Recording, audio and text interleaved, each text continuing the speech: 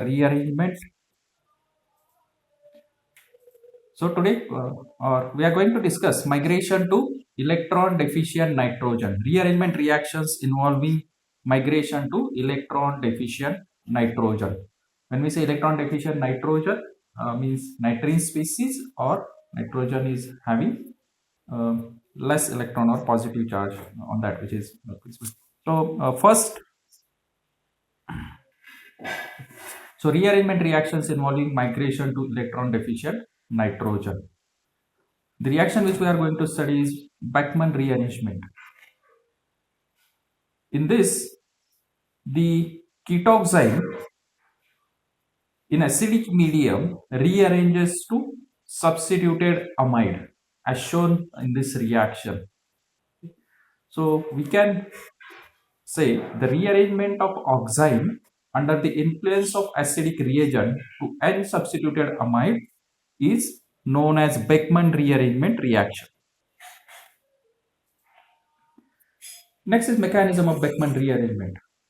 The first step, the protonation of hydroxy group of the oxime takes place.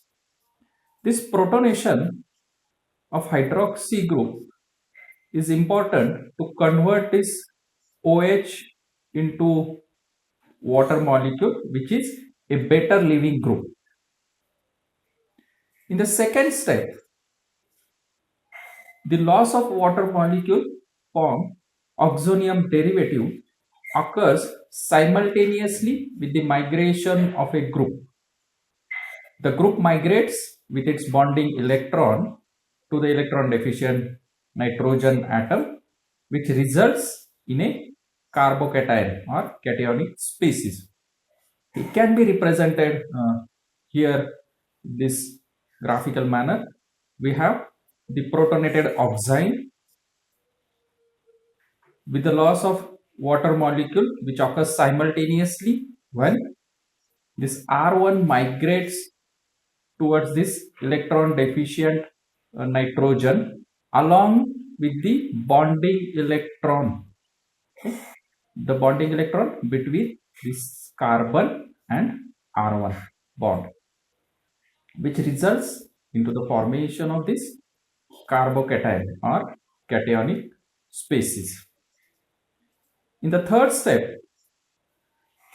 the water molecule attack the cationic species to give iminol, which readily tautomerizes to more substituted amide. So here we can see this cationic species or carbocation form in the second step was attacked by water molecule, and that with the loss of proton gives iminol. This iminol readily tautomerizes to amide.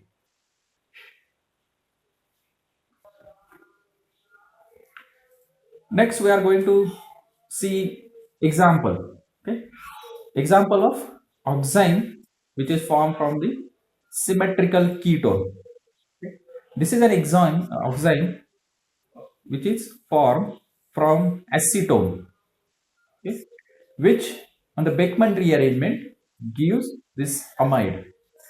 For the symmetrical ketone, okay, either of these methyl will migrate. Okay, here I have shown this methyl is migrated, okay, towards the nitrogen, and we get the rearranged product or rearranged substituted amide.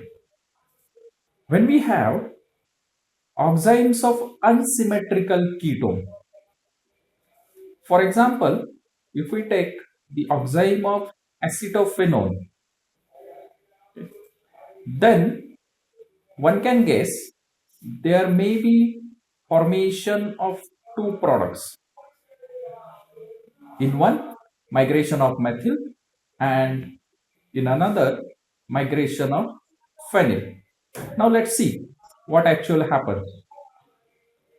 When we do the Beckmann rearrangement of such unsymmetrical ketone like acetophenone with this particular configuration, only this product or this substituted amide where the methyl migrates towards the nitrogen is observed.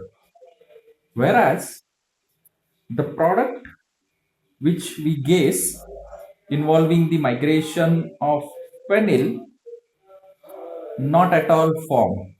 This is an important thing here to be noted. Now, why in this reaction, why we get only this substituted benzoyl amide and not the substituted acetylamide? The reason for that is to understand the stereochemistry involved in the Beckmann rearrangement. In Beckmann rearrangement, only the group which is anti to hydroxyl group migrates in the rearrangement. Only the group anti to OH migrates in the rearrangement reaction. So it can be compared with these two generalized example of oxime. These oxime, these are the two distereomeric form, and here in the product we can see only the group which are in a red color, which are anti to OH, migrates and gives the rearranged amide. The second example, R2, which is anti with respect to OH, migrates and gives the product.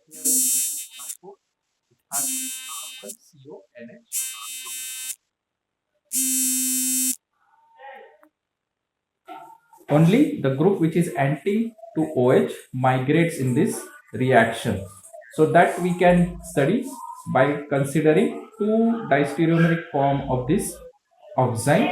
In the first case, we have R1 which is anti to OH migrates to give the product.